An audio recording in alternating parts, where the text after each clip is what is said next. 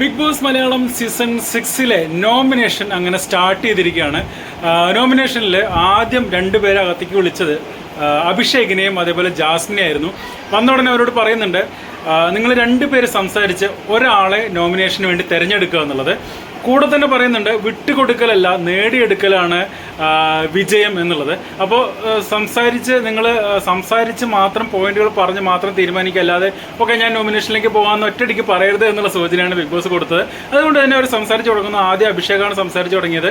അഭിഷേക് പറഞ്ഞു, ഞാൻ ടാസ്ക് നന്നായിട്ട് കളിക്കുന്നുണ്ട്, പിന്നെ വ്യക്തിത്വം എൻ്റെ കറക്റ്റായിട്ടുള്ള വ്യക്തിത്വത്തിലാണ് ഞാൻ ഇവിടെ നിലനിൽക്കുന്നത്, ഫ്രണ്ട്സിനെ ഉണ്ടാക്കിയെടുത്തിട്ടുണ്ട്, അങ്ങനെയുള്ള കാര്യങ്ങളൊക്കെ പറഞ്ഞു വരുന്നു. ജാസ്മിനും അതേപോലെ സംസാരിച്ചു. ജാസ്മിൻ ഡേ 1 മുതൽ ഞാനിവിടെ ടാസ്ക് കളിക്കുന്നുണ്ട്, അങ്ങനെ അങ്ങോട്ടും ഇങ്ങോട്ടും പറഞ്ഞ് അത് കഴിഞ്ഞ ആഴ്ചയിലെ ആ ഒരു വഴക്കും, അതായത് ആ കിച്ചണിൽ നടന്ന പ്രശ്നങ്ങളും എല്ലാം ഒരു ഈ സംസാരത്തിൽ വന്നു.